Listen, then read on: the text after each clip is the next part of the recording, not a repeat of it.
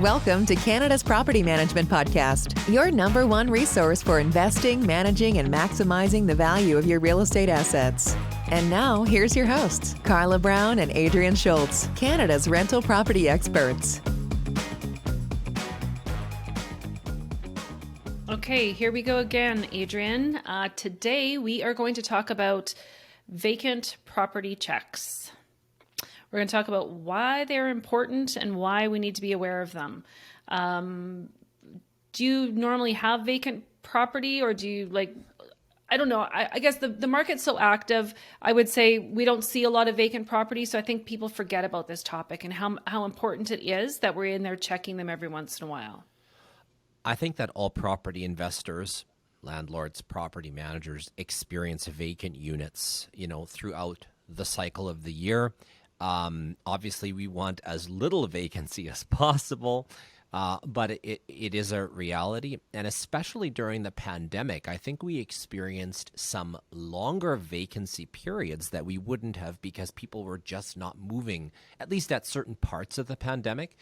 And I think it really brought forward the requirement to check vacant units, not just for insurance purposes, which I think you can speak on, but also to make sure that there's no flood or fire going on, right? Just the overall risk from our repair and maintenance perspective.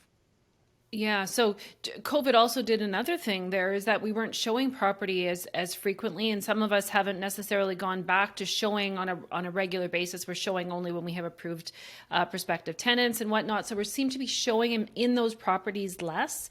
So then it becomes even more important that we have some kind of a scheduled property check that needs to happen. So the first one's due to insurance. I mean, an investor has an insurance policy. The insurance broker has hopefully gone through what that looks like. You got to let them know if it's vacant more than 30 days, and if it's going to be vacant, they want to know that somebody's in there checking it every so often. So we've seen some policies that are as frequently as 24 hours, which is really hard to manage, by the way.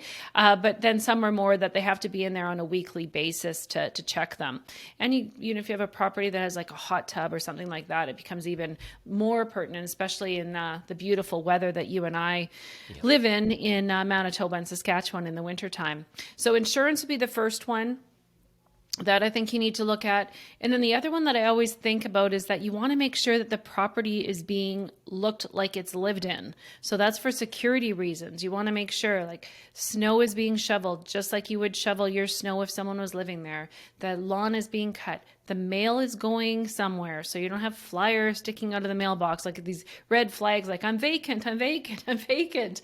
You don't want to walk into show one day and you got someone maybe that's decided to move in on their own. You raise security. I actually hadn't immediately thought of that, but I'm reminded of on the weekend how there was a sale on a specific online website selling smart plugs. They were down to $5. There was a sale on these particular smart plugs, and I think there's a neat opportunity to use technology to assist with that security by having the lights go on and off at scheduled times. That's actually possible now for very little cost.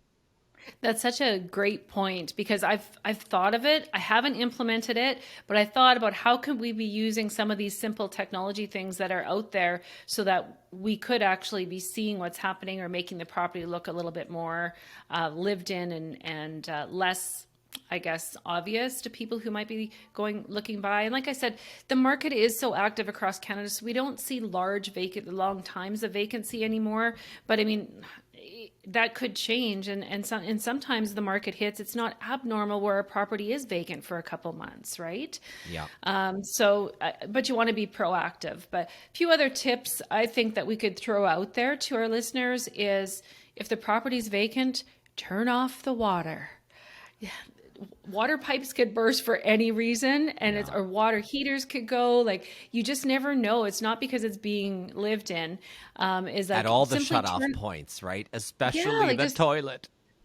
Exactly. Just like shut them off if the property's vacant. Turn them on when you got someone moving in, and then that's one less thing that you really need to worry about. And I would highly recommend that when people, if they're self-managed, that they don't rely on friends and family to do property checks. It's just, we always think we can rely on friends and family, but unfortunately, it doesn't. When you're engaging someone in a service that is a paid service, they're more likely to be doing it on a more regular, on that scheduled time. So that's just a few tips, and have a checklist of what you want them to check on. And a log, right? Ideally in the suite. Yes. We put them on the fridge with a magnet. And something that we do is because our properties have lock boxes, so any service provider that's at the site or near the site, we can say, hey, do you mind going to do a quick check for me?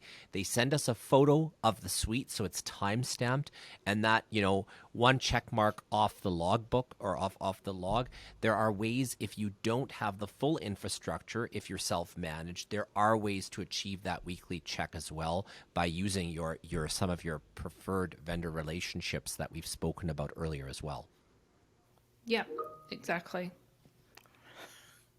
I'm apologizing to the listeners now because my notifications I thought was off, but my computer is dinging quite regularly during this podcast today, Adrian. I'm sorry.